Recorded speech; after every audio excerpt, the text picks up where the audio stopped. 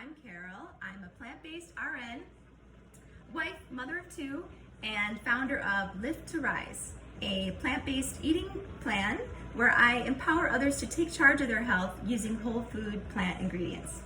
Today is Cinco de Mayo, and I was going to make my famous cabbage enchiladas, but I realized I did not have any enchilada sauce.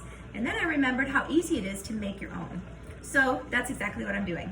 I had all the ingredients to make my own, so let's do it. I diced up a yellow onion and put it in this pot with 1 can, a 14.5 ounce can of diced tomatoes. You can use crushed tomatoes, that's what I usually use, but I didn't have any. And it's boiling down. I cook it until almost all the liquid is absorbed. Canned tomatoes can sometimes be kind of sour, kind of tart tasting. And when you cook them down until almost all the liquid is gone, it really brings out the sweetness. And I really love that. So I'm cooking them, almost all the liquid is gone. The onions are nice and soft and translucent. So we're ready to add our ingredients. You can add 1 chipotle and adobo. I don't have that, but I do have 1 hatch chili from New Mexico that my friend brought home for me.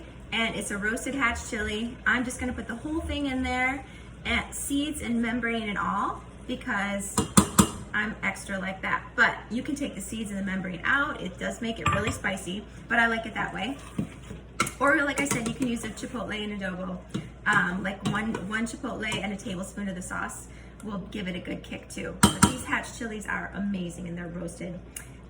So I'm putting that in, and then I also have my spices.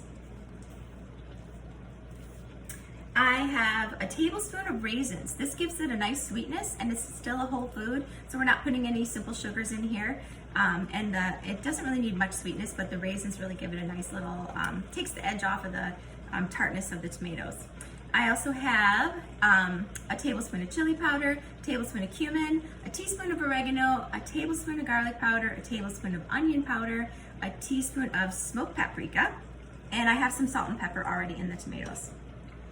So I'm just gonna put all that goodness in there. And I'm gonna let it cook for a few minutes, just like that. And then we want it to be saucy, right? Right now it's kind of chunky and it smells amazing, but we want it to be smooth and saucy. So of course, I'm gonna put this in my Vitamix. You can use any blender or even a food processor, but I also have 1 cup of vegetable stock, and I put a tablespoon of cornstarch in here.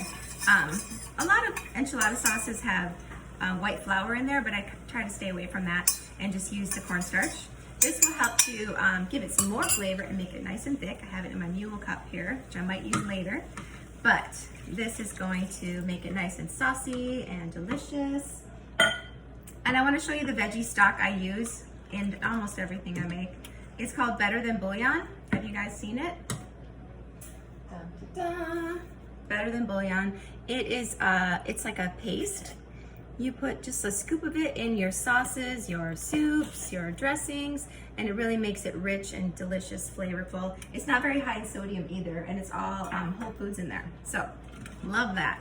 Okay, this is looking amazing. It's starting to simmer. We want to bring it to like a full boil so that that cornstarch can do its thing. And then we're gonna pop it in the blender. What are you guys having for Cinco de Mayo? Are you guys going out to eat? Are you going to a Mexican restaurant? We don't really have a lot of good Mexican restaurants here on Maui, but I love making my own food. This way I know, and even when you make your own enchilada sauce, you know that there's not tons of sodium in it. I usually buy the canned stuff, but it is loaded with sodium, and there's some preservatives and things like that that aren't the best for us. So this way is so much more flavorful, and you know exactly what's in it and how much sodium and all that sugar and all that other stuff you get. So I love it. So this is really thick, and it's starting to boil down and get nice and thick, as you can see. I'm just gonna pop it in the Vitamix, and I'll show you what it looks like when it's done. Okay, here's the finished enchilada sauce. I blended it so it's nice and smooth and rich and thick. It's gonna be so good on my enchiladas. I tasted it, and it is very spicy. So it'll be good over enchiladas. I'll just make sure not to put a lot of spice in the actual inside them. But if you have kids, I would leave out the whole hatch chili. Maybe just use a half, or like I said, take the membrane and the seeds out. And unless you want to burn their mouths off. But I love it this way. I love spice. This would be a really good soup base too. You could just put it in the pot with some extra veggie stock and some diced veggies, some black beans, corn, so a can of tomatoes, and this would be such a good like tortilla enchilada soup. This would be delicious because I could just sit here and eat this by the spoonful. It's so delicious. So now you know how easy it is to make your own enchilada sauce. You know exactly what went into it and that it's good and healthy and all whole foods. So I hope you guys have a happy Cinco de Mayo and a great day. I'll talk to you soon.